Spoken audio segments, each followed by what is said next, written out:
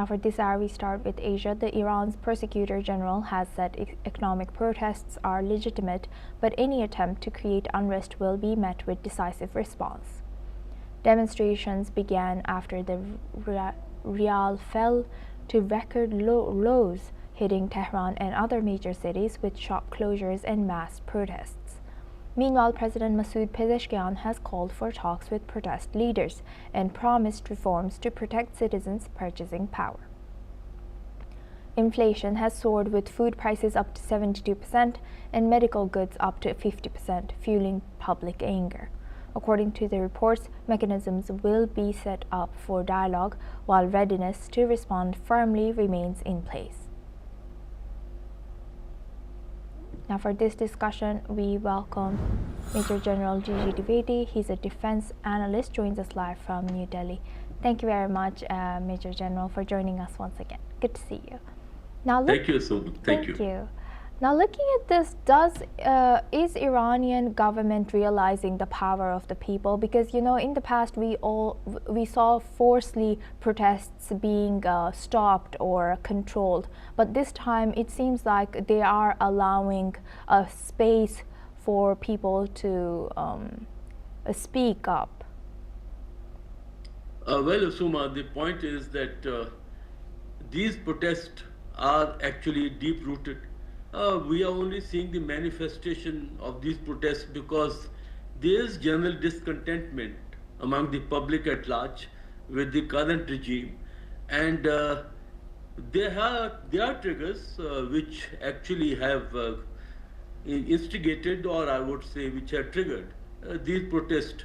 If you recall, in 2023 there were massive protests in Iran and the unfortunate death of Mahsa Amini in the police custody. And that time the protests were actually put down with a very heavy-handed approach of the of the regime then.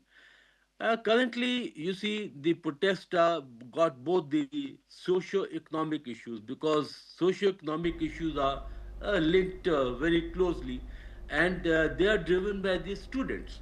And even when the Spring Revolution took place in the Middle East, the students were the vanguard. And of late, you have seen how the regimes have changed, whether it was Nepal or Sri Lanka, even Bangladesh.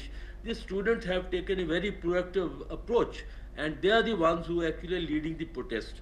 And I am sure the Iranian regime is quite aware that student power has to be reckoned, and it is not very easy to quell the protest when the grievances are very genuine. And Iranian economy has taken a big hit over the last more than 2 decades because of the severe sanctions, and today that impact is being felt across the spectrum. And inflation, as you rightly said, has gone to about 72% for general goods, 50% for the medical goods, and their currency rial has actually a free fall. It is in free fall condition.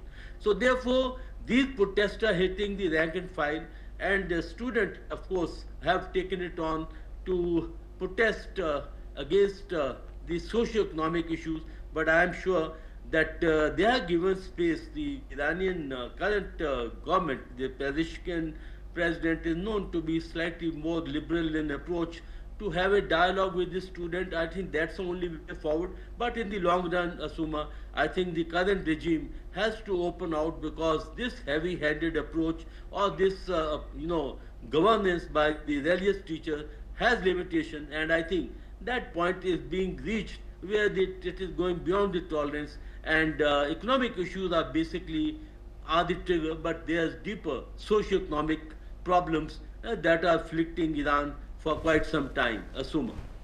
Yes, and Major General, so in the past we saw dialogues happen too, like you rightfully took us back to when Mahsa Amini demonstrations and everything was happening. They ended up did end up talking or having a dialogue with some kind of